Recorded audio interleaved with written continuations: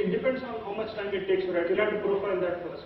So for example, writing 512, I'll just take an example. Writing 512 KB is an optimal size for maybe an SD card, right?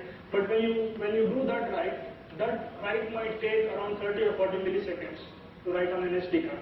And if you're dealing with a multimedia application, then your audio frames will come every 20 milliseconds. Or if you're running a video at 30 frames per second, you'll get every video frame at 30 milliseconds. And if your write is taking 40 milliseconds, that means you're delaying your audio and video. So your playback or your capture is not going to work in a smooth way, right? So what you need is a background write, where you issue a write to the SD card, and then you come back to the thread where you're doing the actual processing of the audio or video frame. So it is not a user interaction scenario or user interaction application where the user wants to do something, but this is a multimedia application where you need a separate thread for the main processing, the processing of the audio frames, the video frames, and writing to the file. So you can have all of them in a single thread if you have enough time, but if you don't have enough time, you need separate thread for all of them. And another important choice you'll have to make is about the algorithms that you'll use in your code. You'll have to weigh all the algorithms before you really make a decision of what you want to do, right? For example, if you want to do an exponential calculation,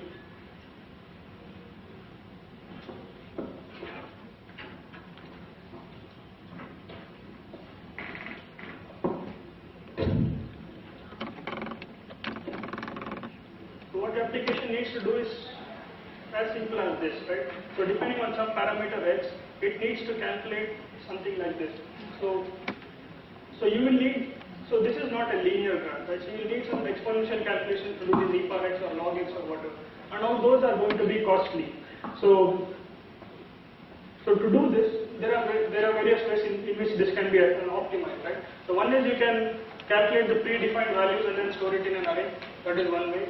And you can use, depending on what value for x you get, you can choose the value of y. But the problem with that is you cannot do this, right? So the application has a parameter which says how much I want to print this particular graph. That you cannot do. You can do it, but there is a limit to what you can do, right? So in such cases, you have to make a choice of how you are going to design this. For example, this can be the rate at which you are shaking the phone, right? So you have an accelerometer sensor on the phone that can decide at what rate you're shaking. So you might have a gaming application, depending on the rate of shaking of the phone, you want to decide something else here. And the application needs you to have an exponential graph here. So if you shake it very small, it wants a small value, but when you shake it at a higher rate, it needs a much higher value, right? So in that case, instead of directly thinking of exponential calculations, you can have another dimension to this, right? You can think of using time to this, right? So when you use time as another dimension, so what happens is you can have a linear equation which is simply y, where x is the rate of shake, right? So x is your rate of shake and y is whatever parameter you want to calculate. It will be a straight line like this. And when you use time as another parameter, so this value is going to vary depending on time. This is a constant. What I'm saying is you'll have one line like this, second line like this, third line like this, and depending on the time, you will have one value here, second value here, third value here, right? So you are effectively achieving an exponential graph using a linear equation, and linear equations are always much less costlier compared to doing an exponential or a log and things like that. So these are the design optimizations that you need to do, and again, you will have to do all this only if you will have to do this calculation a million times in your application, right? If you have to do it only once in the beginning, it doesn't really matter. You can just leave it as it is. But if your application is going to calculate this at runtime on every accelerometer data, and accelerometer data generally comes or you can take it at 50 milliseconds or 100 milliseconds depending on what you want. And if you're running this calculation so frequently, then that is a really bad design, right? Because it's very costly on the processor. And the next thing is about the resources that are available. You need there are lots of resources which you can define, like memory, peripherals, sensors, all those. And you request for those resources, you get them, you use them, and then you release them back to the system so that others can start using it. You have to make a choice on whether it is good to get the resource, use it till the end, and then release it at the end, or it is good to get the resource, release it in between, and then request whenever you want. So that choice has to be made depending on how frequently you'll be using it and how badly you need it. For example, if it is memory, then you can get it at the beginning, and you can keep it till your application lasts, because generally the mobile platforms now they come with huge amount of memory, so you don't have to bother for memory. But for example, if you're talking of sensors, for example, right?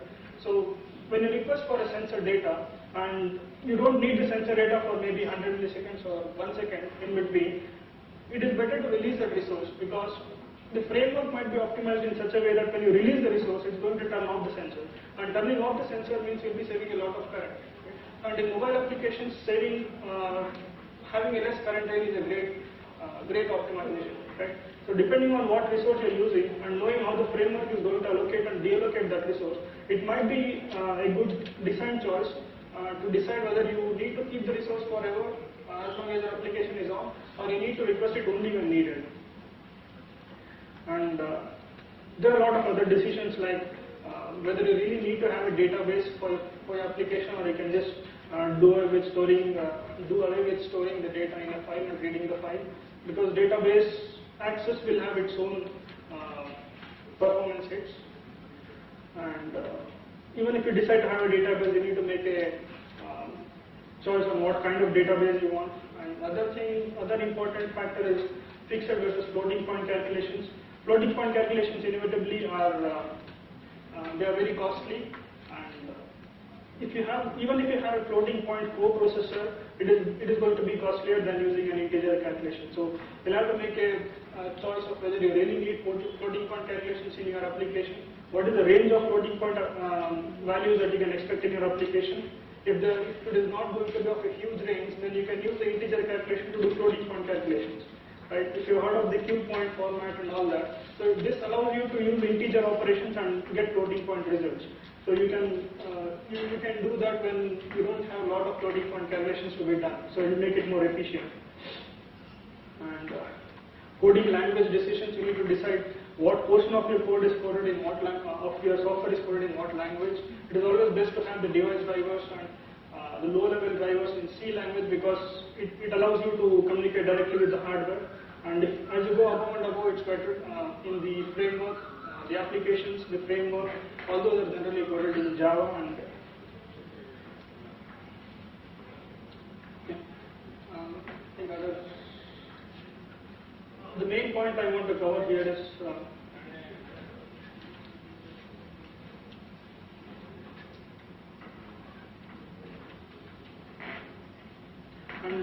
the API definitions. The API definitions, when you are defining the APIs for the framework code, example, if you're doing the framework code and you need to define the API, then you need to take care of all the possible application use cases for those APIs.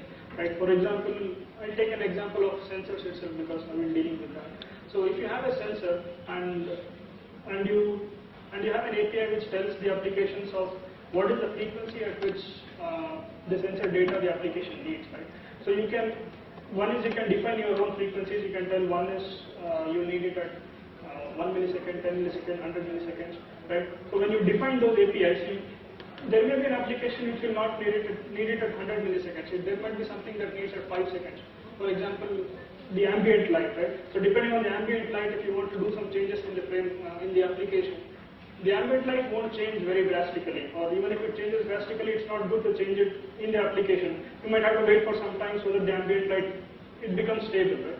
So in such cases, you need to define APIs which allow the applications to give any range of values that it needs to expect. So you will have to consider all the possible application use cases before defining the APIs.